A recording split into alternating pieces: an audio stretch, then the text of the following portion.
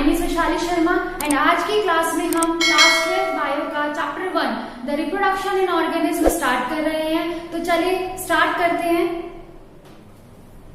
Okay, so what is reproduction? Reproduction is a biological process by which an organism produce their offspring similar to itself. पहली बात तो हमारे chapter का नाम है रिप्रोडक्शन इन ऑर्गेनिज्म, तो हमें पहले चैप्टर का मतलब समझना चाहिए कि रिप्रोडक्शन क्या होता है। तो रिप्रोडक्शन एक प्रोसेस है, एक बायोलॉजिकल प्रोसेस है जिसमें क्या होता है, जो ऑर्गेनिज्म होते हैं ऑफस्प्रिंग प्रोड्यूस करते हैं सिमिलर टू इटसेल्फ, यानी कि उन्हीं के जैसे दिखने वाले ऑफस्प्रिंग प्रोड्यूस करते हैं and this process is known as reproduction. Okay, अब life span, next topic is life span, जहां से हमारा चैप्टर स्टार्ट होता है। लाइफ स्पैन क्या होता है? देखो, रिप्रोडक्शन क्या है? एक लाइफ का, किसी भी लिविंग ऑर्गेनिज्म की लाइफ का क्या है, एक इवेंट है, ठीक है, लाइफ नहीं है। तो लाइफ स्पैन का मतलब क्या होता है? लाइफ स्पैन का मतलब होता है कोई भी लिविंग ऑर्गेनिज्म, कोई भी ऑर्गेनिज्म क्या करता है, पहले क्या करता है, बर्थ लेता है, उसका क्या होता है, बर्थ होता है। ओके, देन लास्ट में क्या होता है, डेथ। सभी लिविंग ऑर्गेनिज्म को मरना पड़ता है ना, तो लास्ट में क्या होता है, डेथ। इसीलिए बर्थ से डेथ तक का ये जो पीरियड है इसको हम बोलते हैं लाइफ स्पैन, ठीक है। कौन कितने दिन की जिंदगी है किसकी, ठीक है, वो होता है लाइफ स्पैन।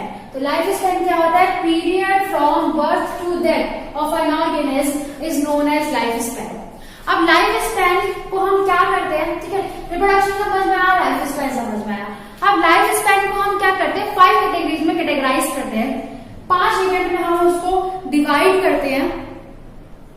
ओके, 5 कैटेगरी में डिवाइड करते हैं, जिसमें पहला है बर्थ। बर्थ यानी कोई भी ऑर्गेनिज्म पहले क्या लेता है, बर्थ लेता है, उसका जन्म होता है, हिंदी में अगर बोले तो। एंड मैंने अभी बोला यहाँ पे कि रिप्रोडक्शन क्या होता है, किसी भी ऑर्गेनिज्म की लाइफ का एक इवेंट होता है। तो रिप्रोडक्शन रिप्रोडक्टिव फेज में होता है। तो रिप्रोडक्टिव फेज 3rd कैटेगरी में आता है लाइफ स्पैन की, रिप्रोडक्टिव फेज। और इस फेज में क्या होता है, रिप्रोडक्शन, क्योंकि रिप्रोडक्शन कोई भी ऑर्गेनिज्म तभी कर सकता है जब फुल मेच्योर हो, at the time of maturity, जब मेच्योर हो जाते हैं तभी रिप्रोड्यूस करने के लिए कैपेबल होते हैं। ओके, तो रिप्रोडक्टिव फेज, बर्थ और रिप्रोडक्टिव फेज का ये जो बीच का जो पीरियड होता है इसको हम बोलते हैं juvenile phase. What is it called? Juvenile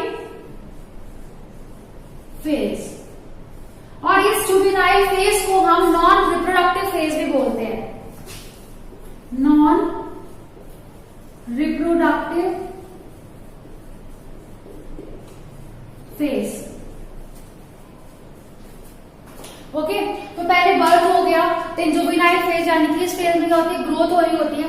human being का एक एग्जांपल ले लेती हूँ, जैसे हम लोग क्या होता है, पहले बर्थ होता है और जब हमारी एज आ जाती है puberty, at the time of puberty हमारा रिप्रोडक्शन, यानी कि हम कैपेबल हो जाते हैं रिप्रोड्यूस करने के।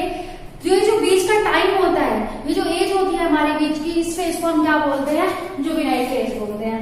अब जन्म ले लिया, ठीक है, ग्रोथ हो गई, बचपन जिसको कहते हैं, देन मेच्योरिटी आ गई, उसके बाद क्या होगा, बुढ़ापा। क्या आएगा, बुढ़ापा आएगा ना, that is ageing. What is it called, ageing. तो 4th कैटेगरी जो लाइफ स्पैन की होती है वो एजिंग होती है, मतलब बुढ़ापा, जिसको प्लांट्स में हम क्या बोलते हैं, सेनिसेंस बोलते हैं। क्या बोलते हैं, सेनिसेंस, ये प्लांट्स में बोला जाता है। और लास्ट में सारे ऑर्गेनिज्म का क्या होगा, डेथ होगी। तो ये क्या होता है, लास्ट इवेंट होता है किसी भी ऑर्गेनिज्म की लाइफ का, क्या, लास्ट इवेंट। समझ में आया? पहला birth, then juvenile phase, that is non reproductive phase, then reproductive phase, उसके बाद एजिंग और senescence in plants, and last death. Okay, अब ये सब हमने पढ़ लिया। अगर मैं शॉर्टेस्ट लाइफ स्पैन और लॉन्गेस्ट लाइफ स्पैन की बात करूं, शॉर्टेस्ट लाइफ स्पैन और लॉन्गेस्ट लाइफ स्पैन, तो शॉर्टेस्ट लाइफ स्पैन होता है, शॉर्टेस्ट लाइफ स्पैन होता है मे फ्लाई का।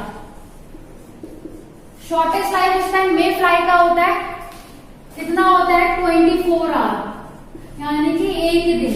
इसीलिए इसको 1 डे फ्लाई भी बोला जाता है। क्या बोला जाता है, 1 डे फ्लाई। फ्लाई भी बोला जाता है। और ये वाला जो एग्जाम्पल है मे फ्लाई का, ये बहुत इंपॉर्टेंट है नीट के लिए, तो प्लीज इसको याद रखिएगा।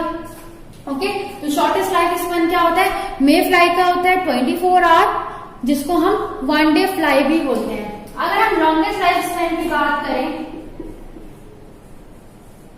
लॉन्गेस्ट लाइफ स्पैन, तो ये अलग अलग होता है, ठीक है, ये अलग अलग होता है। अगर इसमें हम एनिमल्स की बात करें, एनिमल्स में लॉन्गेस्ट लाइफ स्पैन टॉर्टॉइस का होता है, कितना होता है? 100 to 150 ईयर्स। बर्ड्स की बात करें तो बर्ड्स में किसका होता है? 140 ईयर्स। और अगर हम बात करें ट्रीज की, तो ट्रीज में होता है, ट्रीज में होता है यूकैलिप्टस का थाउजेंड्स ऑफ ईयर्स, ठीक है, यूकैलिप्टस का होता है थाउजेंड्स ऑफ ईयर्स। ट्री में और भी ट्रीज होते हैं, और भी बहुत सारे ट्रीज होते हैं जिनका लॉन्गेस्ट लाइफ स्पैन होता है, बट मैंने यूकैलिप्टस लिया है क्योंकि आपको ये एग्जांपल याद रखना है, because it is the tallest tree. ये बहुत इंपॉर्टेंट एग्जांपल है नीट के रिगार्ड में भी। क्यों? क्योंकि ये क्या है? Tallest tree. तो याद रखना टॉलेस्ट ट्री कौन सा है? यूकैलिप्टस है, और इसका लॉन्गेस्ट लाइफ स्पैन भी होता है। ओके, सब समझ में आ? रिप्रोडक्शन क्या होता है? प्रोसेस होता है जिससे जो ऑर्गेनिज्म होते हैं वो सिमिलर उनके जैसे दिखने वाले ऑफस्प्रिंग प्रोड्यूस करते हैं। लाइफ स्पैन क्या होता है? बर्थ से डेथ तक का जो पीरियड होता है किसी भी ऑर्गेनिज्म का, that is life span. Life span को हम 5 कैटेगराइज करते हैं, 5 कैटेगरीज में: birth, juvenile phase, reproductive phase, ageing और senescence, and last is death. Shortest life span की अगर हम बात करें तो मे फ्लाई का होता है 24 आवर, 1 डे फ्लाई भी कहते हैं इसको। लॉन्गेस्ट लाइफ स्पैन की बात करें तो एनिमल्स में टॉर्टॉइस का होता है, ओके सॉरी, और बर्ड्स में पैरट का होता है। ओके, पैरट का होता है 140 ईयर, टॉर्टॉइस में 100 to 150 ईयर होता है, बर्ड्स में पैरट का होता है 140 ईयर्स, और ट्रीज में यूकैलिप्टस का होता है thousands of years, and it is the tallest tree. Okay, अब मैं कुछ और स्पीशीज के भी आपको लाइफ स्पैन बताती हूँ। तो लाइफ स्पैन हम करते हैं, एलिफेंट का होता है 60 to 90 ईयर्स, डॉग का होता है 25 to 30 ईयर्स, बटरफ्लाई का होता है 1 to 2 वीक्स, क्रो का होता है 15 ईयर्स, क्रोकोडाइल का होता है 60 ईयर्स, हॉर्स का भी 60 ईयर्स होता है, और फ्रूट फ्लाई का होता है 2 वीक्स। तो ये कुछ स्पीशीज के मैंने लाइफ स्पैन आपको बता दिए हैं। तो यहाँ पे आपको लाइफ स्पैन समझ में आ गया। अब हम आगे करते हैं। ओके, हमने रिप्रोडक्शन समझ लिया। रिप्रोडक्शन क्या होता है? एक बायोलॉजिकल प्रोसेस होता है जिससे ऑर्गेनिज्म क्या करते हैं? अपने जैसे सिमिलर ऑफस्प्रिंग को प्रोड्यूस करते हैं। रिप्रोडक्शन के 2 टाइप होते हैं, ये सब हम पहले भी पढ़ के आ चुके हैं, asexual reproduction and sexual reproduction. तो reproduction is of 2 types, asexual and sexual. इनमें डिफरेंस हम पढ़ लेते हैं अभी, ताकि हमें याद हो जाए। हर चीज बायो में ज्यादातर डिफरेंस करके याद करोगे तो ज्यादा याद रहेगा, ठीक है। असेक्सुअल में क्या होता है? 1 पेरेंट इन्वॉल्व होता है, इसलिए क्या होता है? यूनिपेरेंटल होता है। यानी कि असेक्सुअल में क्या होता है? सिर्फ एक ही पेरेंट इन्वॉल्व होता है, एक ही पेरेंट क्या होता है? रिप्रोड्यूस करता है। बट सेक्सुअल में 2 पेरेंट्स आर इन्वॉल्व, यानी कि बाय पेरेंटल होता है। सेक्सुअल रिप्रोडक्शन कैसा होता है? बाय पेरेंटल होता है, यानी कि 2 पेरेंट्स इन्वॉल्व होते हैं। वहीं असेक्सुअल रिप्रोडक्शन में कोई गैमेट फ्यूजन नहीं होता। अब सिंगल पेरेंट है तो कोई गैमेट फ्यूजन तो होगा ही नहीं, क्योंकि उसी का गैमेट है, तो कोई फ्यूजन नहीं होता। सेक्सुअल रिप्रोडक्शन में गैमेट फ्यूजन टेक्स प्लेस। क्यों? क्योंकि 2 पेरेंट हैं, दोनों पेरेंट के गैमेट रिलीज होंगे, तो देन उनका फ्यूजन होगा, तो यहाँ पे गैमेट फ्यूजन होता है। Third, mitotic division. Sexual reproduction में माइटोटिक डिवीजन होती है। माइटोटिक डिवीजन मतलब माइटोसिस, और सेक्सुअल रिप्रोडक्शन में माइटोटिक एंड मियोटिक दोनों होती है। मियोटिक मतलब मियोसिस। ओके, माइटोटिक डिवीजन ज्यादातर हमारे सोमैटिक सेल्स में होती है, यानी कि जो माइटोटिक डिवीजन होती है हमारे सेल के नंबर को बढ़ाने में हेल्प करती है, बट जो मियोटिक डिवीजन होती है, मियोसिस होती है, वो सेक्स सेल्स में होती है। ये याद रखना, मियोसिस कहाँ होती है? सिर्फ सेक्स सेल्स में होती है, और जितने भी सेल्स यानी कि हमारे सोमैटिक सेल्स में क्या होता है? माइटोटिक डिवीजन होती है। मियोसिस और माइटोसिस का जो डिफरेंस है मैं आगे अपनी और वीडियोस में आपको जरूर पूरा डिटेल में समझाऊंगी। अगला है क्लोन्स फॉर्मेशन। यहाँ पे क्या होते हैं, क्लोन्स फॉर्म होते हैं, यहाँ पे रिकॉम्बिनेंट्स फॉर्म होते हैं। यहाँ पे क्लोन्स फॉर्म होते हैं और वहां पे सेक्सुअल रिप्रोडक्शन में रिकॉम्बिनेंट्स फॉर्म होते हैं। क्लोन्स क्या होते हैं, अगर कोई पूछे क्लोन्स मॉर्फोलॉजिकली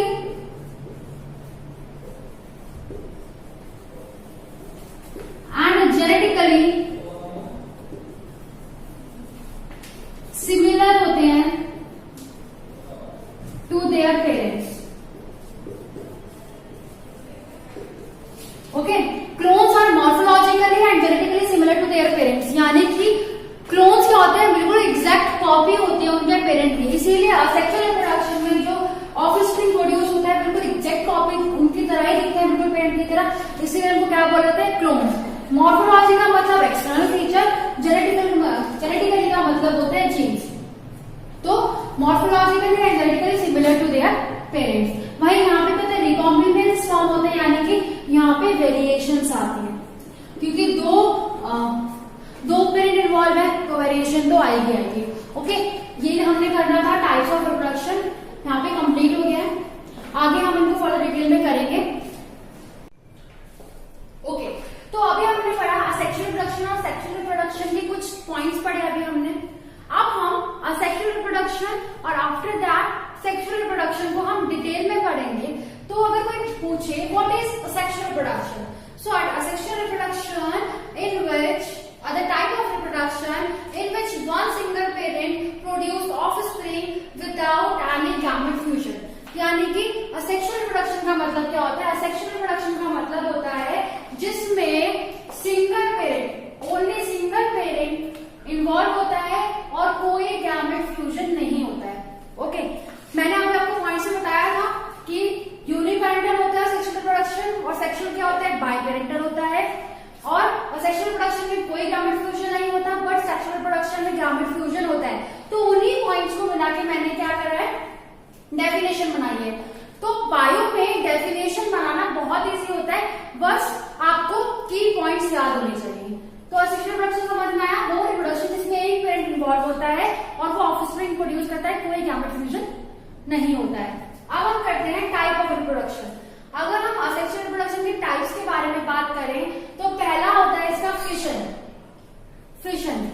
अब फिशन से दो वर्ड आपको याद आ रहे हैं, एक तो फिशन होता है, एक होता है फ्यूजन। फ्यूजन का मतलब होता है जुड़ना, बट फिशन का मतलब होता है टूटना। तो यहाँ पे जो असेक्सुअल रिप्रोडक्शन का टाइप है वो है फिशन। अब फिशन दो टाइप का होता है, एक होता है बाइनरी फिशन और एक होता है मल्टीपल फिशन। एक होता है बाइनरी फिशन और एक होता है multiple fission. Binary fission further और उसके टाइप्स होते हैं, जैसे irregular binary fission, transverse binary fission, longitudinal binary fission, oblique binary fission. Then उसके बाद दूसरा टाइप जो है सेक्सुअल रिप्रोडक्शन का बर्डिंग। अभी हम इनको डिटेल में करेंगे, इनके बारे में सब कुछ पढ़ेंगे। सेकेंड क्या होता है type of sexual reproduction, budding. Third is spore formation, fourth is fragmentation, fifth is plasmotomy and sixth is vegetative propagation. और एक टॉपिक हम पढ़ेंगे आर्टिफिशियल वेजिटेटिव प्रोपेगेशन, वो भी हम पढ़ेंगे। ओके, सो अब एक एक करके हम type of sexual reproduction discuss करते हैं। तो फिशन पहले हम डिस्कस करते हैं, पहला टाइप ऑफ सेक्सुअल रिप्रोडक्शन क्या, फिशन। फिशन का मतलब मैंने अभी आपको बताया क्या होता है, टूटना। कोई भी चीज ब्रेक डाउन होती है दैट इज फिशन, और अगर कोई जुड़ रही है, ज्वाइन हो रही है, that it is fusion. But यहाँ पे क्या है फिशन, यानी यहाँ पे क्या हो रहे हैं, सेल्स डिवाइड हो रहे हैं। तो फिशन दो टाइप का होता है, binary fission and multiple fission. Bi, ये बाय से समझ आया, बाय का मतलब होता है टू। जब parent cell two daughter cells में डिवाइड होता है, that is known as binary fission. When parent cells divides into two daughter cells is known as binary fission. Multiple का मतलब मल्टी से समझ आ रहा है, यानी कि बहुत सारे, many. When यानी कि parent cell divides into more than two daughter cells, then it is known as multiple fission. Binary fission किस किस में होता है, अमीबा में होता है, पैरामीशियम में होता है, एंड मल्टीपल फिशन होता है प्लाज्मोडियम में। अमीबा का अगर हम एग्जाम्पल लें तो बाइनरी फिशन किस तरीके से होता है, देखिए ये क्या है, अमीबा का पेरेंट, अमीबा का क्या है, पेरेंट सेल है, ये अमीबा का क्या है, पेरेंट सेल है, ये इसका न्यूक्लियस है, और ये क्या है, साइटोप्लाज्म। तो सबसे पहले क्या होता है, जब भी फिशन होता है, बाइनरी फिशन, तो कोई भी डिवीजन, कोई भी फिशन हो रहा होता है, कोई भी सेल डिवाइड हो रहा है, तो इसी प्रोसीजर से होता है। बाइनरी फिशन में क्या होता है, सबसे पहले क्या होगा, कैरियोकाइनेसिस होगा, सब में ही ऐसा होता है, सबसे पहले कैरियोकाइनेसिस होती है, फिर साइटोकाइनेसिस होती है, जो मैं अभी बताऊंगी। बट बाइनरी फिशन में क्या होता है, दो पेटर सेल्स बनते हैं, तो क्या होगा, कैरियोकाइनेसिस होगी, सबसे पहले क्या होगी, कैरियोकाइनेसिस, सबसे पहले अमीबा में क्या होगी, karyokinesis. And what is karyokinesis, Cairo का मतलब होता है न्यूक्लियस, कैरियो का मतलब होता है न्यूक्लियस, एंड काइनेसिस का मतलब होता है division.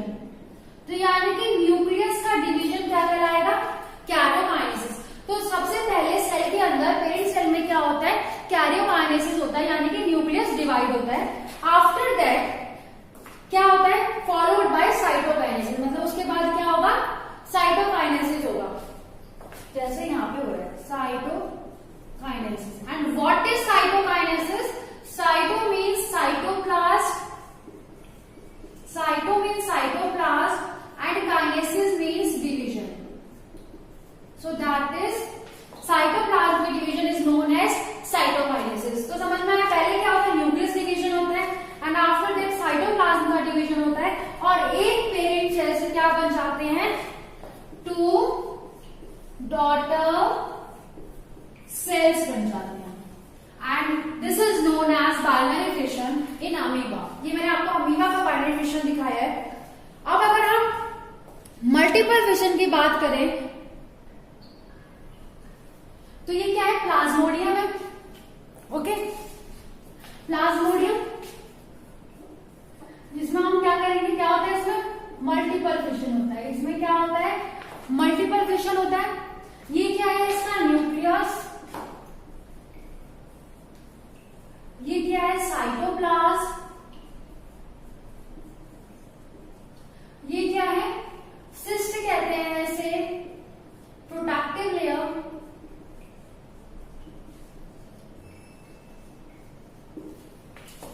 Okay.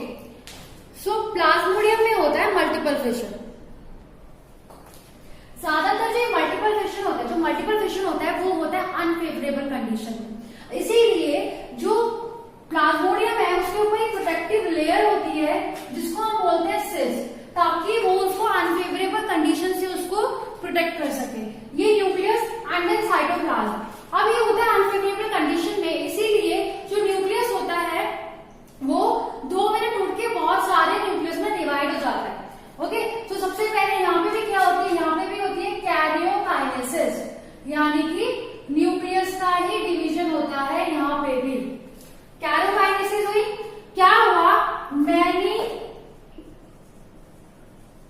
Daughter cells form, बहुत सारे डॉटर सेल्स बन गए, ओके, बहुत सारे डॉटर सेल्स बन गए। और जब भी ये फेवरेबल कंडीशन आएगी तो ये जो वॉल होगी, जो प्रोटेक्टिव लेयर है, ये ब्रेक डाउन हो जाएगी और जो डॉटर सेल्स हैं ये रिलीज हो जाएंगे। ये डॉटर सेल्स क्या हो जाएंगे, रिलीज हो जाएंगे, ओके। तो प्लाज्मोडियम में मल्टीपल फिशन समझ में आया, और ये था बाइनरी फिशन। अब हम बाइनरी फिशन के कुछ टाइप्स मैंने बताए थे, उसको डिस्कस करते हैं। एक चीज और, यहाँ पे कैरियोकाइनेसिस के साथ साथ क्या हुई है, साइटोकाइनेसिस भी हुई है, बट पहले क्या हुई होगी, कैरियोकाइनेसिस, यानी कि karyokinesis is followed by cytokinesis. ये चीज याद रखना, दोनों साथ हुए हैं। इसीलिए क्या हुआ है, ये पूरा सेल था, ये बहुत सारे डॉटर सेल्स में कन्वर्ट हो गया, एंड आफ्टर दैट जब भी फेवरेबल कंडीशन आई तो ये प्रोटेक्टिव लेयर क्या हुई, ब्रेक डाउन हो गई, और ये सारे जो डॉटर सेल्स थे ये रिलीज हो गए प्लाज्मोडियम के। अब हम करते हैं बाइनरी फिशन के टाइप्स। अब हम करते हैं टाइप्स ऑफ बाइनरी फिशन। सबसे पहला होता है इसमें longitude binary fission, irregular binary fission, transverse binary fission and oblique binary fission. Longitudinal binary fission, ये सारे जो बाइनरी फिशन के टाइप्स हैं ये बेस है साइटोकाइनेसिस पे, यानी कि साइटोकाइनेसिस किस प्लेन से हो रहा है उस प्लेन पे बेस होते हैं इनका नाम, मतलब किस टाइप के बाइनरी फिशन है। अलग अलग ऑर्गेनिज्म में साइटोकाइनेसिस अलग अलग प्लेन से होती है। लाइक लॉन्गिट्यूडनल बाइनरी फिशन में जो साइटोकाइनेसिस होती है वो लॉन्गिट्यूडनल एक्सिस से होती है। साइटोकाइनेसिस का मतलब समझ में आ गया था, साइटोप्लाज्म का डिवीजन, एंड वो कब होता है? After the karyokinesis. कैरियोकाइनेसिस यानी कि न्यूक्लियस का डिवीजन होने के बाद बाइनरी फिशन में क्या होता है? साइटोकाइनेसिस होता है, यानी कि साइटोप्लाज्म का डिवीजन। लॉन्गिट्यूडनल बाइनरी फिशन का मतलब होता है लॉन्गिट्यूडनल एक्सिस से जब बाइनरी फिशन हो रहा हो, लाइक ये वाली एक्सिस, दैट इज लॉन्गिट्यूडनल। इसका एग्जांपल है यूग्लिना। यूग्लिना में जो बाइनरी फिशन होता है वो किससे होता है? लॉन्गिट्यूडनल एक्सिस से होता है, इसलिए कहते हैं इसको लॉन्गिट्यूडनल बाइनरी फिशन। अगला आता है हमारा इररेगुलर बाइनरी फिशन। इररेगुलर नाम से पता चल रहा है कि कोई भी प्लेन से हो रहा होगा, एंड इररेगुलर शेप भी किसकी होती है? अमीबा की होती है, इसीलिए इररेगुलर बाइनरी फिशन किसमें होता है? अमीबा में होता है।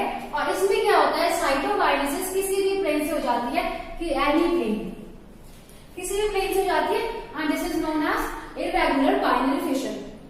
अगला हमारा है transverse binary fission. Transverse binary fission का मतलब होता है वो जहां पे साइटोकाइनेसिस ट्रांसवर्स एक्सिस से हो रही हो, एंड ट्रांसवर्स एक्सिस ऐसे होते हैं, ये ट्रांसवर्स एक्सिस है। ओके, तो ट्रांसवर्स एक्सिस से जब साइटोकाइनेसिस होती है then it is known as transverse binary fission, और इसका एग्जांपल है पैरामीशियम। अगला आता है हमारा ऑब्लिक बाइनरी फिशन। ऑब्लिक का मतलब होता है स्लांट। ऑब्लिक का मतलब होता है स्लांटिंग प्लेन। जो स्लांटिंग प्लेन होता है उससे अगर साइटोकाइनेसिस हो रही है then it is known as oblique binary fission, और ये होता है सिराशियम में। ओके, ये थे टाइप्स ऑफ बाइनरी फिशन। एक बात और, जो भी ऑर्गेनिज्म बाइनरी फिशन से डिवाइड होते हैं उनको हम इमॉर्टल कहते हैं। What is they called? Immortal. अब इमॉर्टल क्यों कहते हैं? इमॉर्टल हम इनको इसलिए कहते हैं क्योंकि इनकी डेथ नहीं होती। हम लोग क्या होते हैं? मॉर्टल होते हैं। क्यों? क्योंकि हमारी डेथ होती है बट इनकी डेथ नहीं होती। समझाती हूँ कैसे। देखो, अमीबा का एग्जाम्पल लेते हैं। अमीबा का एग्जाम्पल लेते हैं। ये अमीबा था, ओके, इसमें न्यूक्लियस का डिवीजन हुआ, कैरियोकाइनेसिस हुई, यानी कि आफ्टर दैट क्या हुआ? साइटोकाइनेसिस हो गई, एंड 2 डॉटर सेल्स बन गए। ऐसे आगे क्या होगा? अब ये जो डॉटर सेल्स बने 2, ये भी फर्दर 2 डॉटर सेल्स बना देंगे। ये भी फर्दर क्या करेंगे? 2 डॉटर सेल्स बना देंगे। तो क्या होता है? ये मर नहीं रहे हैं, इनकी डेथ नहीं हो रही है, इनसे न्यू ऑर्गेनिज्म फॉर्म हो रहा है। इसीलिए बाइनरी फिशन से जो भी लिविंग ऑर्गेनिज्म डिवाइड करता है उसको हम इमॉर्टल बोलते हैं, बिकॉज उनकी कोई डेथ नहीं होती है ना। एंड ह्यूमन बीइंग्स क्या होते हैं? मॉडल होते हैं। ओके, अब हम अगला टॉपिक डिस्कस करते हैं अपना बडिंग। बडिंग क्या होता है? Budding is a type of asexual reproduction in which a new organism develops from an outgrowth or bud due to cell division at one particular site.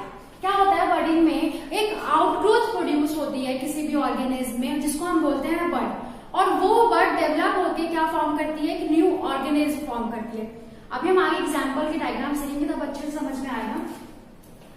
Okay, budding में क्या होता है? एक आउटग्रोथ होती है एंड वो डेवलप हो जाती है एक न्यू ऑर्गेनिज्म में। और वो आउटग्रोथ कैसे होती है? क्योंकि एक पर्टिकुलर साइट पे लगातार सेल डिवीजन होता है।